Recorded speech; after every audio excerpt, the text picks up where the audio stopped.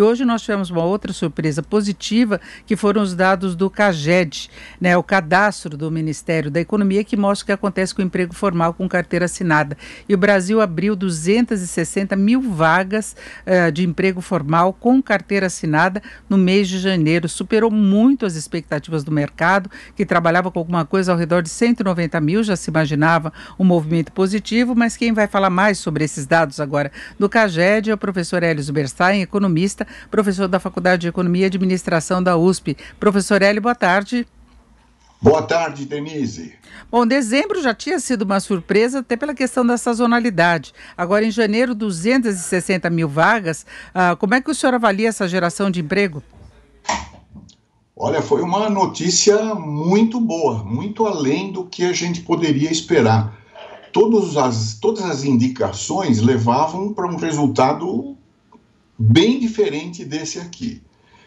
E veja, Denise, 260 mil vagas no mês de janeiro significa que, se a gente conseguir manter isso aqui, isso foi um crescimento de 0,7% na quantidade de empregos formais.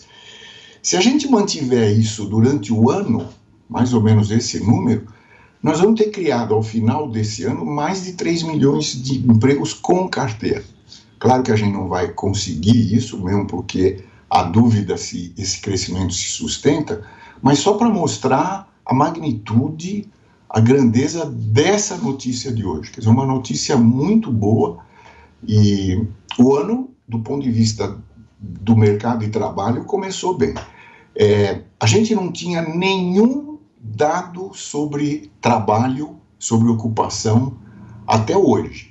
O CAGED, que normalmente sai no fim do mês, então deveria ter saído no fim de fevereiro, ele atrasou quase 3 semanas e saiu hoje. E a PNAD, a última PNAD que a gente tem é aquela que mediu o último trimestre de 2020. Né? Então a gente não tinha notícia, a gente estava no escuro e a expectativa não era muito boa. Foi muito, muito, muito bom.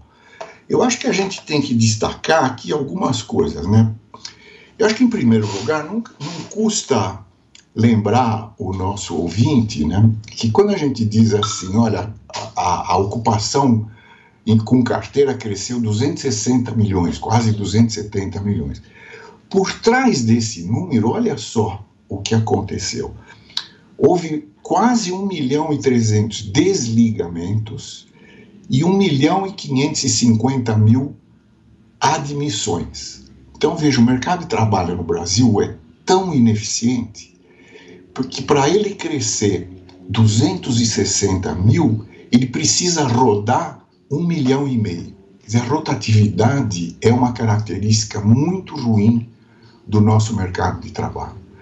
Então, isso mostra que as nossas instituições, a CLT, isso tudo dá um trabalhão para as empresas não conseguem reter, os trabalhadores não têm interesse em ficar, e tudo isso implica em custos, processos, reclamações.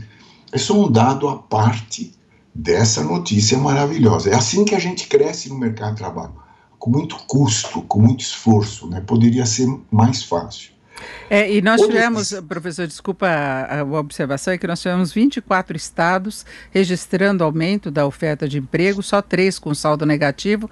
Melhor resultado foi em São Paulo, abertura de mais de 75 mil vagas formais. Né? E o pior resultado foi em Alagoas, que assim registrou fechamento de 198 vagas. Né? Até um número pequeno, né, para o estado de Alagoas. Que reflete a dimensão de cada unidade. São Paulo sempre lidera e dessa vez não foi diferente. Os destaques regionais, como você mostrou, são interessantes e há destaques setoriais, né? A coisa boa é que a indústria de transformação criou quase 90 mil empregos com carteira. Isso é uma novidade interessante. A construção civil, 43 mil. A agropecuária, 33 mil. Isso foi efeito da sazonalidade também. Nós estamos na época da safra. Né? O comércio mais fraco, 10 mil, E os serviços, 83 mil novas vagas, mesmo levando em conta que a área de alimentos, de restaurante, de hospedaria, de hotéis, isso praticamente está parada, mas o resto de serviços está ressuscitando, e esse é o carro-chefe, ou tem sido o carro-chefe do emprego. Quer dizer, um sinal de que o mercado de trabalho está acordando, pelo menos estava acordando em janeiro. Vamos ver agora o que acontece. Outra coisa interessante, Denise, é que se a gente comparar a quantidade de ocupações com carteira em janeiro com a de janeiro do ano passado, houve um crescimento de 700 mil. Quer dizer, depois de toda a tempestade da Covid-19, nós ainda conseguimos criar 700 mil empregos formais. É sinal de crescimento. Agora, professor Hélio, um grande problema é que a gente tem a maior parte da população trabalhando na informalidade. E a informalidade foi muito mais castigada pela pandemia, né? Nós tivemos, no caso do emprego formal, aquele programa de manutenção do emprego e da renda do governo, né? O governo compensava parte de redução do salário com redução de jornada, suspensão de contratos. Inclusive, o governo está pensando em alguma fórmula agora para reeditar, assim como o auxílio emergencial, de uma forma mais modesta, né? Mais limitada, tentando ver de onde tira aí os recursos para isso, não é? Mas talvez por 4 meses, assim como está previsto para o auxílio emergencial. O senhor acha duas questões: há condições de alguma recuperação também da informalidade, do emprego informal, e por outro lado, essa reedição do programa de manutenção do emprego pode surtir efeito? Pode sim. Uma coisa interessante, Denise, mesmo sem a reedição, a gente acompanha as negociações coletivas no nosso projeto Salariômetro, e nós já registramos esse ano, a política não está valendo mais, ela valia até dezembro do ano passado. Nós temos centenas de acordos coletivos que as empresas estão fazendo para manter o emprego. Elas reduzem jornada e salário, ou suspendem o contrato de trabalho, e repõem, elas mesmas estão repondo a diferença de renda do trabalhador. Quer dizer, isso significa, Denise, que as empresas estão olhando para frente e elas veem a coisa melhor lá para frente. Então elas não querem demitir. Então elas, mesmo sem o apoio do governo, elas estão tentando manter a sua força de trabalho. Então, se o governo fizer uma nova política, mesmo que ela seja mais modesta do que a do ano passado, isso vai dar um efeito muito interessante. Né? Então, porque para as empresas é bom não perder mão de obra formada, né? Claro, isso é um custo, né? Elas sabem muito bem disso. Então, se elas puderem, elas mantêm. E esse acordo é interessante. Esses números que eu dei agora são de acordos coletivos. Agora, a gente sabe que o carro-chefe da política foram os acordos individuais, que devem estar ocorrendo também, só que a gente não tem informação. Então, essa parte da política, se for refeita, mesmo em menor intensidade, vai ter muito efeito, porque ela mantém o nível de emprego. Esses dados indicam, Denise, uma coisa interessante: as empresas, pelo menos até janeiro, não estavam demitindo, elas estão contratando. Então, ou elas estão contratando, ou elas, quando não podem contratar, elas estão tentando manter o seu trabalhador. Então, agora, professor Hélio, no lado formal. nós tivemos uma recuperação bem desigual da economia, né? O senhor citou aí alguns setores que estavam indo bem, por exemplo, a indústria de transformação.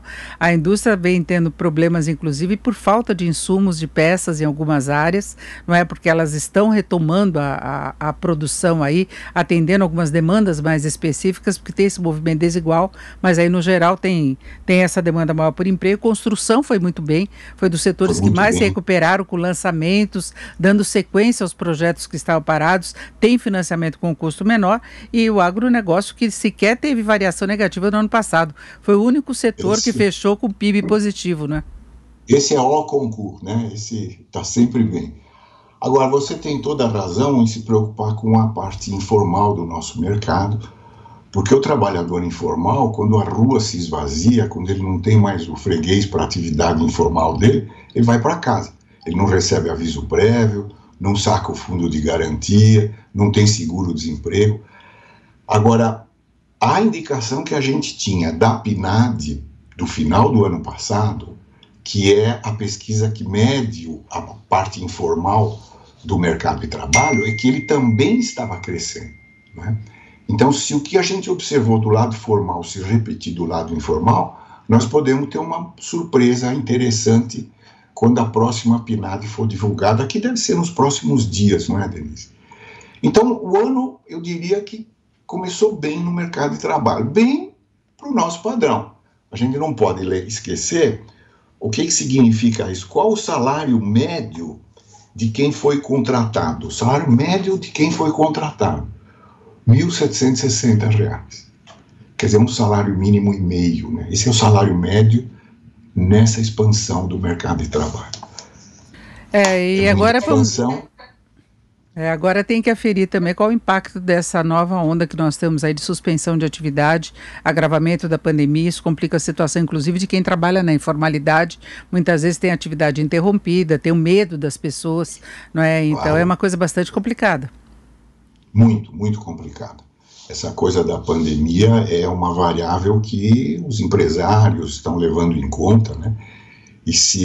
Mas nós não vamos ter novamente aquele choque de um ano atrás. Há um ano atrás a gente teve uma trombada de um caminhão na economia. Nós devemos ter um impacto, mas eu imagino que não seja tão forte como o de um ano atrás. Mas isso é uma